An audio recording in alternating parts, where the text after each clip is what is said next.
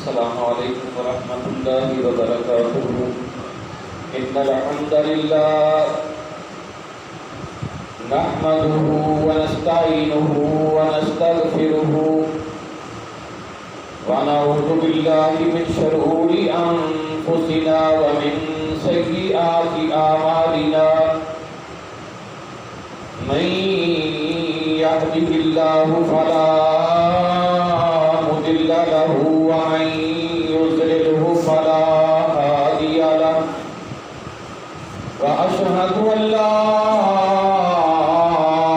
إله إلا الله وحده لا شريك له وأشهد أن محمدا عبده ورسوله أما بعد فإن خير الحديث كتاب الله وخير الهدي هدي محمد صلى الله عليه وسلم وشر الأمور محدثاتها وكل محدثة بدعة وكل بدعة ضلالة وكل ضلالة في النار أما بعد فأعوذ بالله من الشيطان الرجيم يا أيها الذين آمنوا اتقوا الله حق تقاته ولا تموتن إلا وأنتم مسلمون يا أيها الناس اتقوا ربكم الذي خلقكم من نفس واحدة وخلق منها زوجها وبث منهما رجالا كثيرا ونساء واتقوا الله الذي تساءلون به والأرحام إن الله كان عليكم رقيبا يا أيها الذين آمنوا اتقوا الله وقولوا قولا سديدا يصلح لكم أعمالكم ويغفر لكم ذنوبكم ومن يطع الله ورسوله فقد فاز فوزا عظيما إنا أنزلناه في ليلة القدر وما أدراك ما ليلة القدر ليلة القدر خير من ألف شهر تنزل الملائكة والروح فيها بإذن ربهم من كل أمر سلام هي حتى مطلع الفجر إنا أنزلناه في ليلة القدر بے شک ہم نے اس قرآن مجید کو قدر والی رات میں نازل کرنا شروع کیا۔ وما أدراك ما ليلة القدر اور تم کیا جانو کہ وہ قدر والی رات کیا ہے۔ ليلة القدر خير من ألف شهر قدر والی رات کی عبادت 1000 مہینے کی عبادت سے بہتر ہے۔ تنزل الملائكة والروح فيها بإذن ربهم من كل أمر اس رات میں جبرائیل علیہ السلام اور فرشتے اللہ کے حکم سے تمام معاملات کو لے کر اترتے ہیں۔ سلام ہی حتی مطلع الفجر اس رات میں سلامتی ہی سلامتی ہوتی ہے، خیر ہی خیر ہوتی ہے یہاں تک کہ فجر شروع ہو جاتی ہے۔ صدق اللہ العظیم و صدق رسول النبی الکریم نحن علی ذلک من الشاہدین والشاکرین والحمد للہ رب العالمین۔ ہر قسم کی حمد و ثنا، کبریائی، بڑائی، اونچائی، بلندی، عظمت، رفعت اللہ وحدہ لا شریک کی ذات اقدس کے لیے ہے، جو اللہ تعالیٰ پوری دنیا کا خالق و مالک و رازق ہے۔ یہ ساری دنیا اس اکیلے اللہ تعالیٰ نے بنائی ہے اور وہ اکیلا اس کو چلا رہا ہے۔ ان گنت لا تعداد بے شمار درود و سلام اس ہستی پہ جو ہستی خاتم الانبیاء اور خاتم الرسل ہے۔ میرے محترم پیارے بھائیوں، الحمدللہ اللہ کی توفیق سے جو بھائی رمضان المبارک کی سعادتوں کو، فضیلتوں کو حاصل کر رہے ہیں، رمضان کے روزے رکھ رہے ہیں، یقیناً بڑے ہی خوش نصیب ہیں اور بڑی ہی مبارکباد کے حقدار ہیں۔ 2 دھاکے ختم ہو چکے ہیں، تیسرا دھاکہ، تیسرا عشرہ شروع ہو چکا ہے۔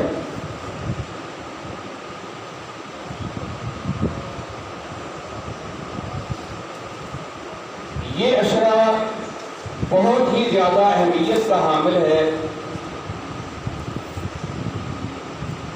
اس میں زیادہ سے زیادہ اللہ تعالیٰ کا تقرب حاصل کرنے کے لیے پوری کوشش کرنی ہے، دعائیں کریں، سچے دل سے توبہ اور استغفار کریں، خوب اللہ کی عبادت کے اندر جی لگائیں۔ آخری گھڑیاں ہیں رمضان کی، بڑی ہی اہمیت کی حامل ہے۔ پتہ نہیں دوبارہ زندگی کے اندر یہ موقع نصیب ہو یا کہ نہ ہو، اس لیے اس کو غنیمت جاننا ہے۔ امی عائشہ رضی اللہ تعالی عنہ کہتی ہیں ان نبی صلی اللہ علیہ وسلم کان اذا دخل العشر احیا لیلہ وایقظ اہلہ وشد میزرہ۔ بخاری مسلم کی حدیث ہے، امی عائشہ رضی اللہ تعالیٰ عنہ کہتی ہیں کہ جب یہ آخری دھاکہ شروع ہو جاتا آپ ساری رات جاگتے، ایقظ اہلہ، اپنے گھر والوں کو، اپنی بیویوں کو بھی جگاتے، وشد میزرہ، کس کے اپنا تیمم باندھ لیتے، کمر بستہ ہو کر خوب اللہ کی عبادت کرتے۔ صحابہ بھی اسی طرح کرتے، صحابیات بھی کرتی۔ اللہ کے نبی صلی اللہ علیہ وسلم کا پورا گھر جاگ رہا ہے اور ساری رات اللہ کی عبادت کر رہے ہیں۔ امی عائشہ رضی اللہ تعالیٰ عنہ کہتی ہیں کان رسول اللہ صلی اللہ علیہ وسلم یجتہد فی العشر الاواخر ما لا یجتہد فی غیرہا۔ جتنی محنت، جتنی کوشش، جتنی عبادت آپ رمضان المبارک کے آخری دھاکے میں کرتے، باقی دنوں کے اندر اتنی عبادت نہیں کرتے تھے۔ تو محترم بھائیوں، پھر یہ دھاکہ کتنا اہمیت کا حامل ہے، اور ان گھڑیوں کو اگر ہم ضائع کر لیں تو یہ بڑی بد نصیبی ہوگی۔ آپ نے فرمایا اس میں جو قدر والی رات ہے، جو اس سے محروم ہو گیا وہ تو اللہ کی رحمت سے محروم ہو گیا۔ تو سب سے بڑی چیز اللہ کی رحمت ہے۔ آقا جی فرماتے ہیں اللہ کی رحمت کے بغیر کوئی جنت میں نہیں جا سکے گا۔ آپ نے فرمایا میں بھی اللہ کی رحمت سے ہی جنت میں جاؤں گا۔ تو میرے بھائیوں، یہ اللہ کی رحمت، اب تو اس دھاکے میں اللہ کی رحمت، اللہ تعالی کی رحمت پورے جوش میں ہے۔ اس لیے میرے بھائیوں، اس میں بالکل اپنا وقت ضائع نہیں کرنا۔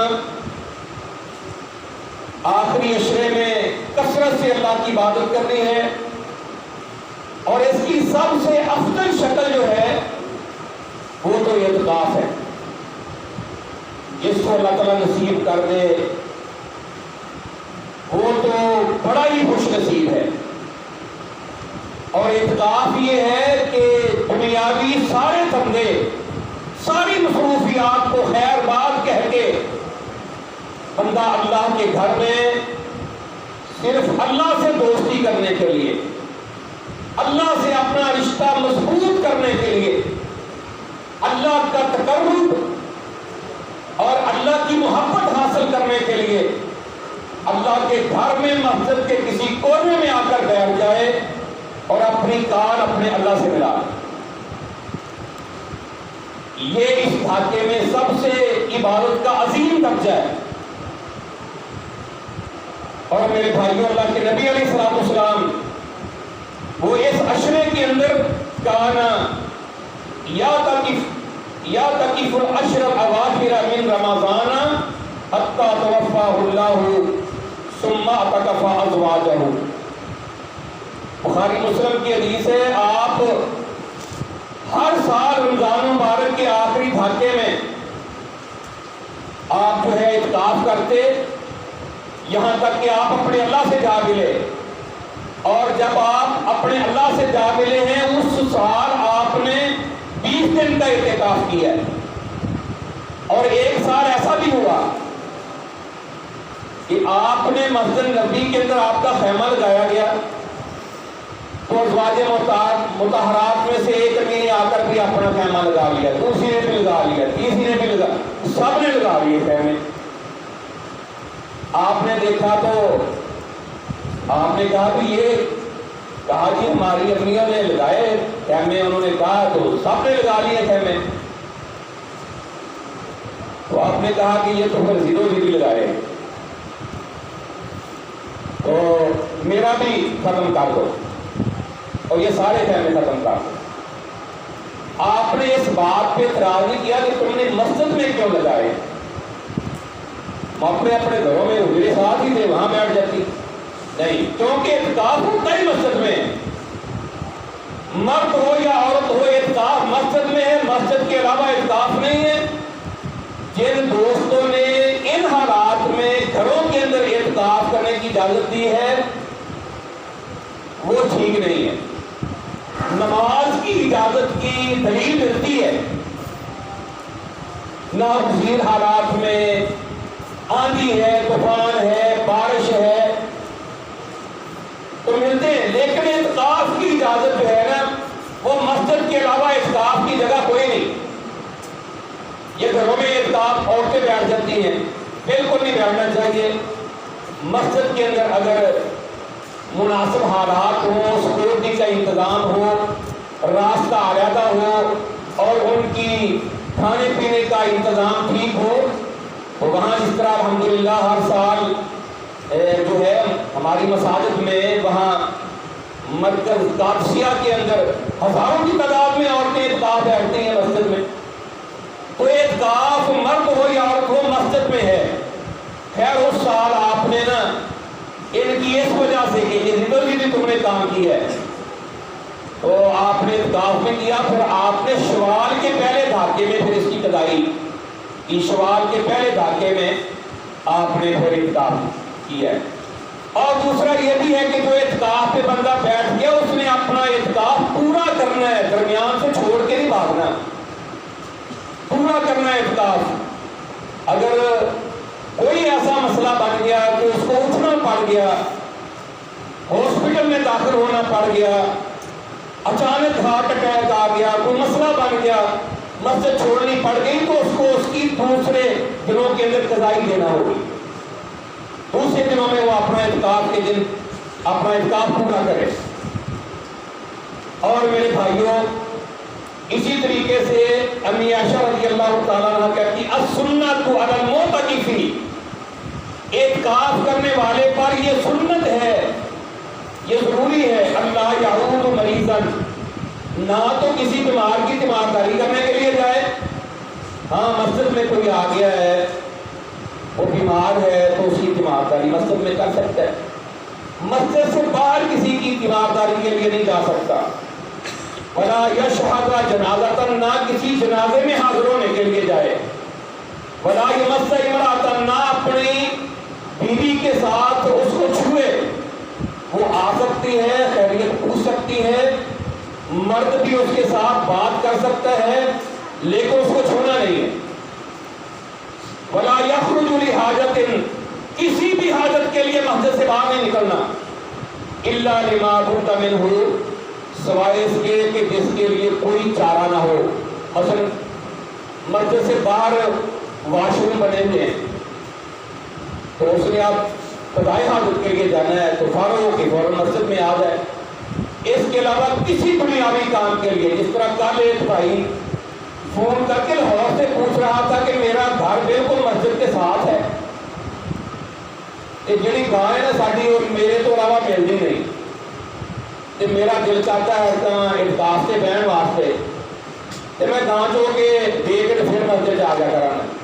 تو میں نے کہا کہ اتنی آپ کو مجبوری ہے تو پھر آپ کو یہ سعادت نہیں مل سکتی، کیونکہ یہ سعادت اس کو ملے گی جس نے دنیا کے سارے بندوں کو خیر بات کہہ کے اللہ کے گھر میں بیٹھنا ہے، اس کو یہ سعادت ملے گی. تو اگر تم کر سکتے ہو تو ٹھیک ہے، نہیں تو پھر تم یہ سعادت نہیں حاصل کر سکتے. تو میرے بھائیو یہ ہے اعتکاف کے بارے میں، اور یہ بہت بڑا اجر ہے. سمجھو جو اعتکاف پہ بھائی بیٹھ گئے ان کو تو قدر والی رات مل گئی نا. تو اعتکاف پہ بیٹھنے والوں کو جو بیٹھے اس لیے ہیں کہ ہم نے اللہ سے اجر حاصل کرنا ہے اور اللہ سے اپنا رشتہ مضبوط کرنا ہے اور اللہ سے محبت حاصل کرنی، تو پھر اپنا سارا وقت جو ہے وہ اپنے ذکر و اذکار میں، قرآن کی تلاوت میں، نفل و نوافل میں، اور سارا زیادہ سے زیادہ کوئی ضروری بات ہو کسی سے کر لی تو زیادہ وقت جو ہے وہ اپنے اللہ سے لگاؤ رکھیں. تو محترم بھائیوں، اسی طرح فرائض کے ساتھ ساتھ نوافل کا اہتمام کرنا ہے. نوافل کا ان دنوں کے اندر تو نوافل میں سے ہم نے انشاءاللہ چھوڑنا ہی کوئی نہیں. باقی دنوں کے اندر بھی نوافل کا اہتمام بندے کو زیادہ سے زیادہ کرنا چاہیے. حضرت ابو ہریرہ رضی اللہ تعالیٰ عنہ کہتے ہیں باقی ان دنوں کے اندر مسجدوں کے اندر وہ رونق نہیں جو رونقیں الحمدللہ ہوا کرتی تھیں. ان آخری دھاکے کی تاکراتوں میں رونقیں ہوتی تھیں، سحریاں افطاریاں ہوتی تھیں، مسجدوں کے اندر بڑی رونق ہوتی تھی. تو ایک سازش کے ساتھ پوری دنیا کے اندر ایک ہوا، یہ کافروں کی سازش ہے. اب دیکھو منڈیاں بھری ہوئی ہیں، بازار بنے ہوئے ہیں، ٹریفک بند ہے، نکلنے کے لیے جگہ کوئی نہیں. وہاں کرونا صاحب نہیں جاتے ہیں، مسجد میں آتے ہیں، مسجد میں اعتکاف والوں کو آگے پکڑتے ہیں، تراویح پڑھنے والوں کو پکڑتے ہیں، جمعہ پڑھنے والوں کو پکڑتے ہیں. تو یہ کیا ہے؟ یہ تماشا ہے، تماشا اور سازش ہے. تو اللہ تعالیٰ معاف فرمائے. یہ ہو سکتا ہے کہ ہمارے گناہوں کی شامت ہے، سبب ایک بن گیا، لیکن اللہ تعالیٰ ہمیں سمجھا رہے ہیں جب تم، کیونکہ اللہ کے گھروں کے اندر آنے والے جو ہیں وہ اللہ کے مہمان ہوتے ہیں، اور جس کو اللہ کے گھر میں آنے کی توفیق نہیں مل رہی سمجھو اس سے اللہ تعالیٰ ناراض ہیں، اس سے اللہ ناراض ہیں. کیونکہ جس سے بندہ ناراض ہو نا اس کو اپنے گھر میں نہیں داخل ہونے دیتا. مہمان نوازی تو دور کی بات ہے، کہتا میرے گھر میں کوئی نہ آئے جس سے میں ناراض ہوں. تو جس سے اللہ ناراض ہو جائے پھر اللہ تعالیٰ اس کو اپنے گھر میں کیسے داخل ہو. اللہ تعالیٰ یہ اللہ کے گھر میں مسجدوں میں آنے والوں کے لیے صبح و شام اللہ جنت میں، اللہ صبح و شام جنت میں ان کی مہمان نوازی تیار کرتے ہیں. یہ معمولی بندے نہیں اللہ کی مسجد میں آنے والے، یہ مومن ہے، ایماندار، اللہ کے مہمان ہیں. تو میرے بھائیوں جب اللہ مسجدوں سے روک دے تو پھر سمجھ لو اللہ ہم سے ناراض. تو اس اللہ کو منانا ہے، آخری تھک گئے، رو رو کے اللہ کو منانا ہے ہم نے. تو پھر یہ کوڑنے کی سازش ختم ہوگی. تو میرے بھائیوں حضرت ابو ہریرہ رضی اللہ تعالیٰ عنہ کہتے ہیں اللہ کے نبی صلی اللہ علیہ وسلم نے فرمایا، حدیث قدسی ہے صحیح بخاری شریف کی، ان اللہ تعالیٰ قال من عادى لولیا، جس کسی نے میرے ولی کے ساتھ، میرے دوست کے ساتھ دشمنی رکھی. اور میرے بھائیوں اللہ کی ولی کون ہے؟ ان اولیاء اللہ لا خوف علیہم ولا هم يحزنون الذین آمنوا وهم یتقون. اللہ کے ولی متقی ایماندار جس کو تم دیکھو مسجد میں آتا جاتا باجماعت نماز پڑھتے ہوئے اس کے مومن ہونے کی گواہی دے دو. بارش ہے، شکل و صورت اسلام کے مطابق ہے، نماز کا پابند ہے، میرے بھائیوں سنت کے مطابق زندگی بسر کر رہا ہے، اللہ کی قسم یہ اللہ کا ولی ہے. ایسے لوگوں سے محبت کیا کرو، ایسے لوگوں سے ناراضگی رکھنے والا بیوقوف ہے. ایسے لوگوں سے ناراضگی نہیں رکھتے. اللہ تعالیٰ فرماتے ہیں جو میرے ولی سے ناراضگی رکھتا ہے، دشمنی رکھتا ہے، فقد آذنتہ بالحرب، میں اللہ اس کے خلاف اعلان جنگ کرتا ہوں۔ اس لیے اللہ کے نیک بندوں سے محبت کرنی ہے، اللہ کی رضا کے لیے محبت کرنی ہے، ان پہ خرچ کرنا ہے، ان کی دعوت کرنی ہے، ان کے پاس بیٹھنا ہے۔ آپ کو اللہ کے دین کی خوشبو آئے گی، ان سے توحید و سنت کی خوشبو آئے گی۔ اللہ اکبر کبیرہ، وما تقرب الی عبدی بشیء، میرا بندہ میرا تقرب، میری نزدیکی جس چیز سے حاصل کرتا ہے، احب الی مما افترضتہ علیہ، وہ چیز ہے جو مجھے پسند ہے، اس کے فرائض جو میں نے اس کے اوپر فرض کیے ہیں نا، وہ فرائض کی کا اہتمام کر کے، فرض روزہ رکھتا ہے، فرض نماز پڑھتا ہے، فرض صدقہ خیرات کرتا ہے، فرائض کا اہتمام کر کے میرے نزدیک ہوتا جاتا ہے۔ وما یزال عبدی یتقرب الی بالنوافل، اور پھر نوافل کا بڑا اہتمام کرتا ہے، نوافل کا اہتمام کر کر کے، فرائض کا اہتمام کر کر کے، حتی احبہ، یہاں تک کہ اللہ فرماتے ہیں میں اسے پیار کرنے لگ جاتا ہوں۔ یار یہ کتنا عظیم انسان ہوگا جس سے اللہ پیار کرتا ہے۔ پھر اللہ آسمان پر جبرائیل علیہ السلام سے کہتے ہیں فلاں بندہ جو دنیا میں ہے میں اس سے محبت کرتا ہوں۔ جبرائیل علیہ السلام سے اللہ کہتے ہیں تو بھی اس سے محبت کر، اور پھر جبرائیل علیہ السلام پورے آسمانوں کے اوپر اعلان کرتے ہیں میں اور اللہ تعالیٰ فلاں بندے سے محبت کرتے ہیں، اور سارے فرشتوں تم بھی اس سے محبت کرو، اور پھر اللہ تعالیٰ دنیا والوں کے دلوں کے اندر اس بندے کی محبت رکھتے ہیں۔ اللہ اکبر کبیرہ، بے شک وہ دیکھنے میں بیچارہ مارا ہو، اس کے پاس دنیا کا کچھ بھی نہ ہو، پہننے کے لیے کچھ نہ ہو، لیکن وہ اللہ تعالیٰ کے اتنا قریب ہو جاتا ہے، اللہ کی اتنی عبادت کرتا ہے، دنیا والے لوگ اس سے محبت کرتے ہیں، اللہ محبت کرتے ہیں، اللہ کے فرشتے محبت کرتے ہیں۔ اللہ تعالیٰ فرماتے ہیں فَإِذَا أَحْبَبْتُهُ، جب میں اس سے محبت کرنے لگ جاتا ہوں، كُنْتُ سَمْعَهُ الَّذِي يَسْمَعُ بِهِ، اس کے کان کو اپنی اطاعت میں لگا دیتا ہوں۔ اس کے کان میرے حکم کے بغیر سنتے نہیں، اس کی آنکھیں میرے حکم کے بغیر دیکھتی نہیں، اس کی زبان میرے حکم کے بغیر بولتی نہیں، اس کے ہاتھ میرے حکم کے بغیر پکڑتے نہیں، اس کے قدم میرے حکم کے بغیر جدھر میں نے اجازت دی ادھر ہی جاتے ہیں، جدھر میں نے اجازت نہیں دی قدم ادھر چل کر جاتے ہیں۔ اللہ اکبر کبیرہ، یہ اللہ کے ولی ہیں، ان سے محبت کرنی۔ وَإِنْ سَأَلْنِي لَأُعْطِيَتُهُ، اللہ فرماتے ہیں وہ مجھ سے مانگے پھر میں اس کو عطا کرتا ہوں۔ وَلَئِنْ اسْتَعَاذَنِي لَأُعِيذَنَّهُ، مجھ سے پناہ طلب کرے میں اس کو پناہ دیتا ہوں۔ اللہ اکبر کبیرہ، تو اس سے پتہ چلا ہمیں فرائض کے ساتھ ساتھ کثرت سے نوافل کا اہتمام کرنا ہے، مصنون نوافل پڑھ کے اللہ کا قرب حاصل کرنا ہے۔ حضرت ام حبیبہ رضی اللہ تعالیٰ عنہ کہتی ہیں اللہ کے نبی علیہ السلام نے فرمایا ما من عبد مسلم، کوئی بھی مسلمان بندہ یصلی للہ کل یوم 12 رکعتا روزانہ اللہ کے لیے 12 رکعتیں پڑھتا ہے، تطوعا نفلی، ایک نفل ہوتا ہے ایک فرض ہوتا ہے، یہ سنتے ہم نے نام رکھا ہوا ہے عبادت نفل ہے یا فرض ہے، تو یہ جتنی ہم سنتے پڑھتے ہیں یہ نفلی عبادت ہے۔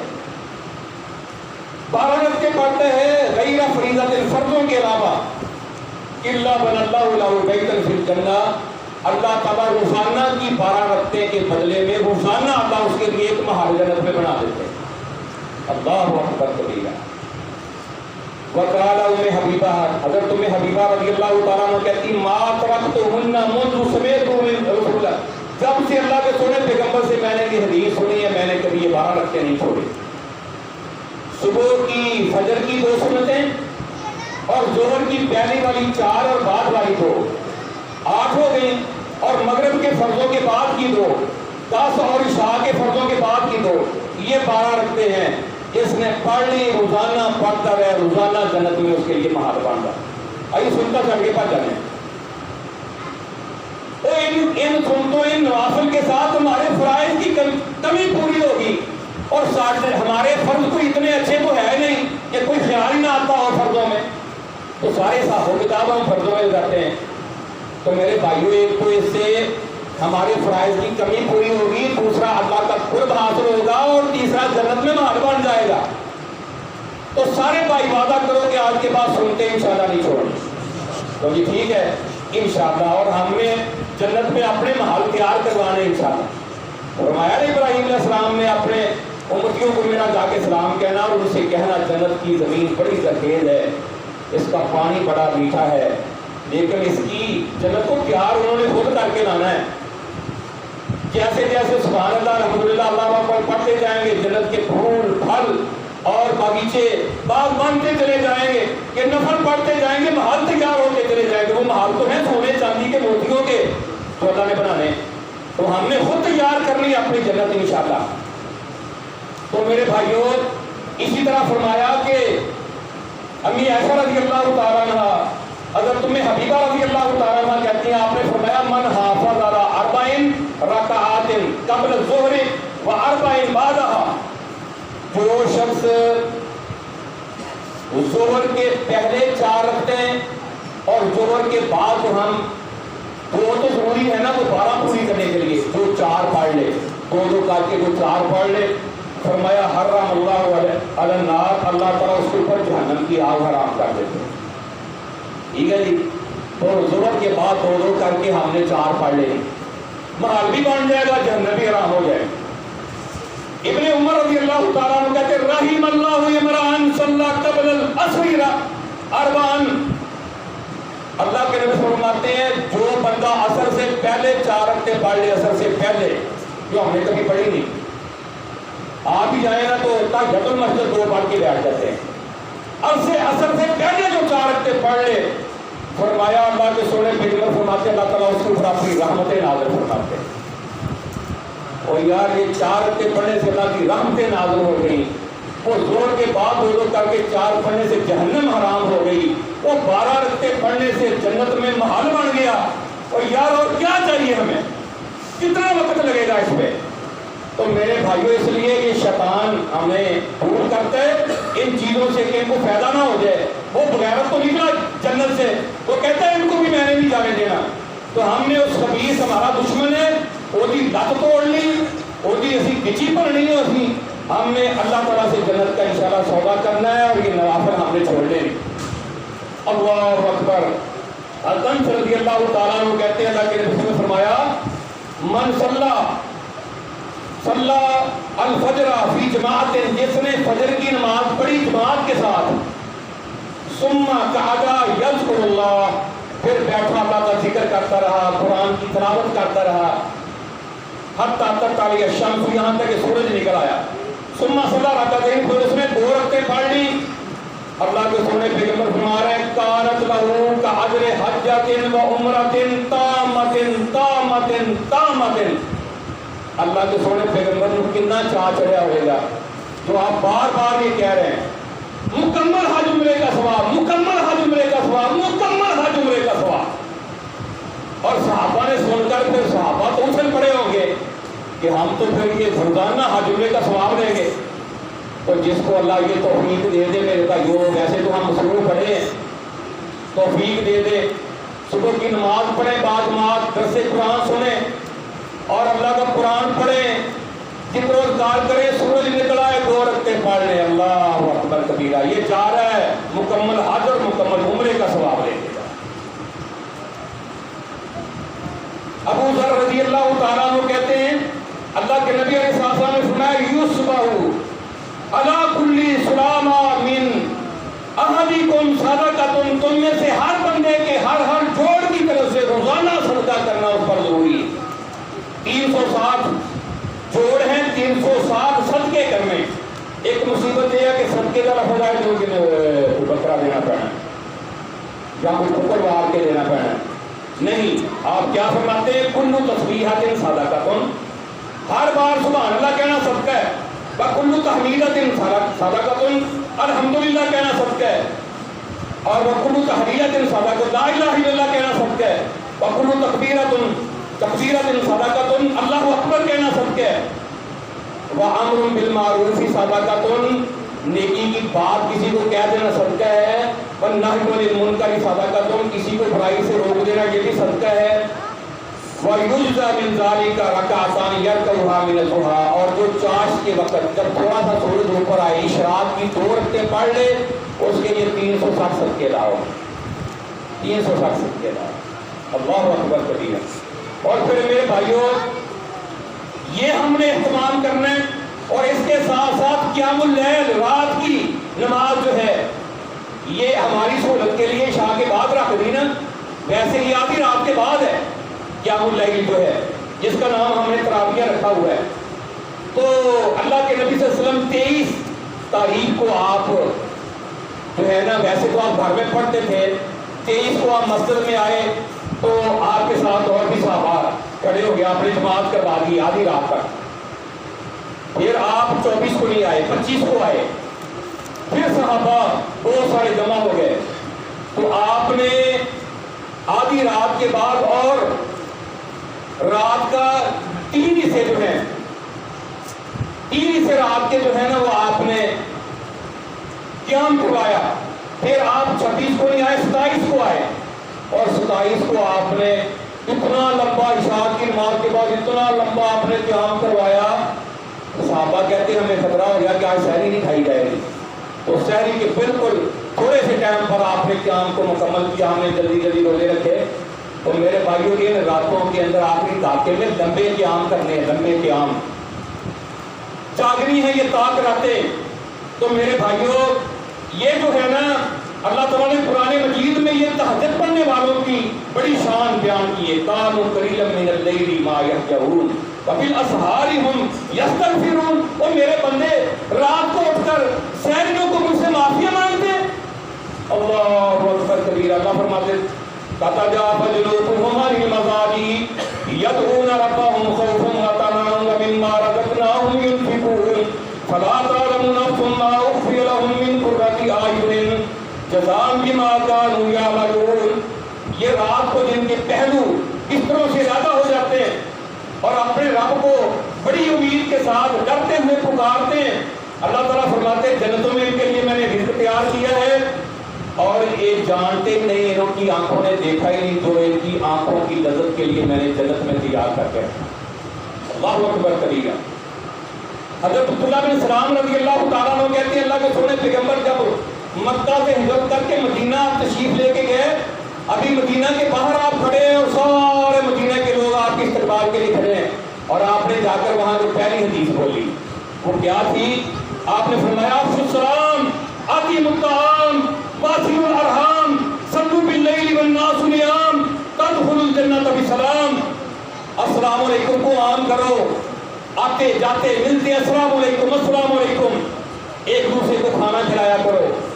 آج کل الحمدللہ جن بھائیوں کو اللہ نے توفیق دی وہ سحریاں افطاریاں کروا رہے ہیں، تو آپ بھی کوشش کرا کریں، کسی بھائی کو پکڑ کے لے گئے روزہ افطار کروا دیا، تو میرے بھائیوں روزہ افطار کروانے والے کو بھی اتنا ہی اجر مل جائے گا جتنا روزہ رکھنے والے کو مل گیا، اس کے بھی اجر میں کمی نہیں آئے گی۔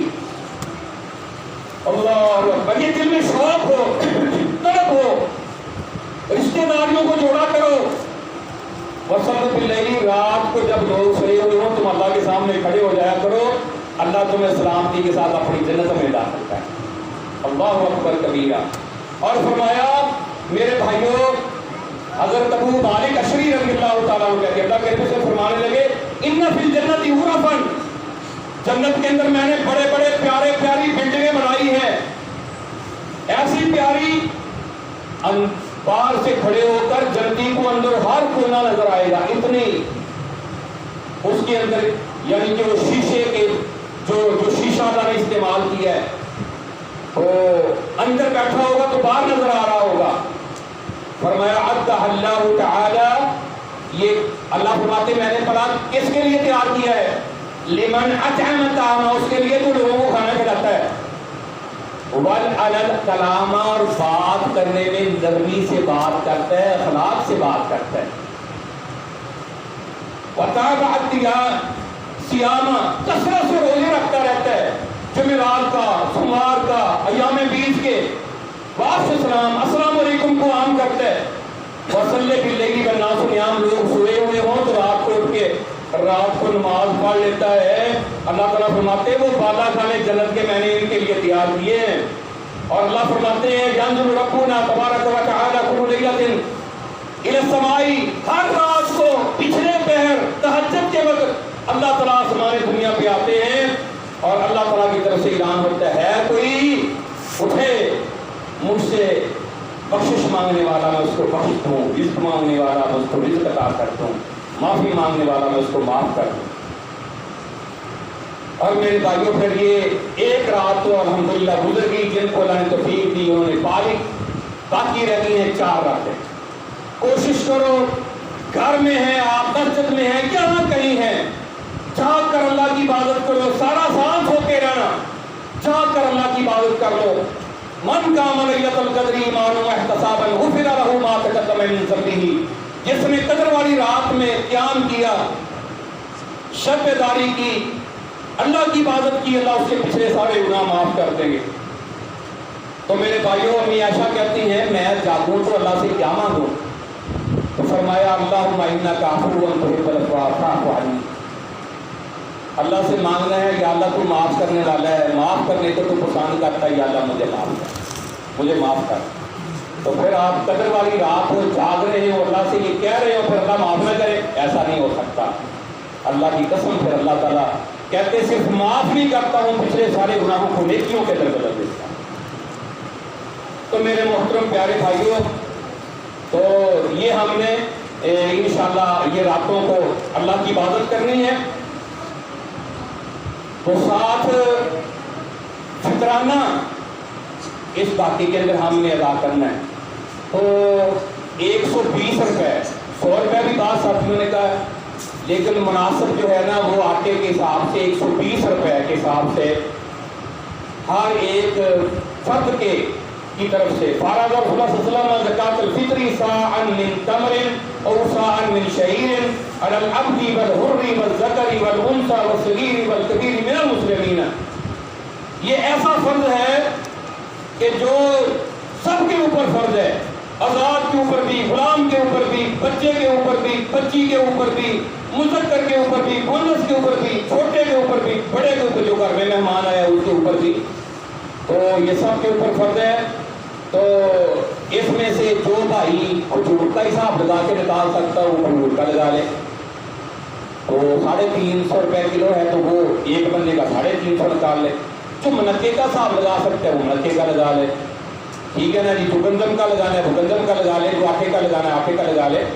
تو کم از کم جو ہے جو ہم گھر میں جنس کھاتے ہیں گندم آٹا یہ ہے، تو اس کے حساب سے تو میرے بھائیوں یہ ہم نے انشاءاللہ یہ سب بھائیوں نے، تو آپ ادھر دے دیا تو 50 روپئے 10 میں بڑھا دیتے ہیں، منگنا 2 دے دیتے، ایسا نہیں کرنا، ایسا نہیں کرنا۔ اللہ کے نبی صلی اللہ علیہ وسلم کی سنت ہے، مسجد میں فطرانہ جمع ہوتا تھا اور پھر مسجد سے اللہ کے نبی صلی اللہ علیہ وسلم جو ہے وہ اس کو صحیح مصرف کے اوپر خرچ کرتے تھے۔ تو آپ نے بھی یہاں مسجد میں، یہ یاسر بھائی ہیں، بھائی عبد الوحید ہیں، ذکریہ بھائی ہیں، آپ ان کو جمع کروائیں تو انشاءاللہ آپ کا یہ فطرانہ صحیح مصرف کے اوپر خرچ ہوگا اور انشاءاللہ فائدہ ہوگا۔ یہ ہمارے روزوں کی قضا ہے، روزوں کا یعنی کہ روزوں کے اندر جو کمی کوتاہی رہ جاتی ہے تو اس کا جب ہم یہ فطرانہ ادا کر دیتے ہیں تو وہ کمی کوتاہی پوری ہو کر روزے ہمارے جو ہے نا وہ اللہ کے دربار میں صحیح طور پر قبول و منظور ہو جاتے ہیں۔ کمیاں کوتاہیاں تو ہوتی رہتی ہیں ہم سے، کبھی نظر سے، زبان سے، کبھی کام سے، کبھی کسی سے، اور آج کل جب ہمارے ہاتھ میں جب شیطان آ گیا یہ تو کمی کوتاہی کرواتا ہی رہتا ہے۔ تو اس لیے اللہ تعالیٰ سے بھی ہمیں بچنے کی توفیق دے اور یہ کمی کوتاہی کو پورا کرنے کے لیے فطرانہ بھی آپ صاحب بھائیوں نے جو ہے نا وہ ادا کرنا ہے انشاءاللہ۔ تو آپ نے یہاں مسجد میں جمع کروانا ہے سارے بھائیوں نے۔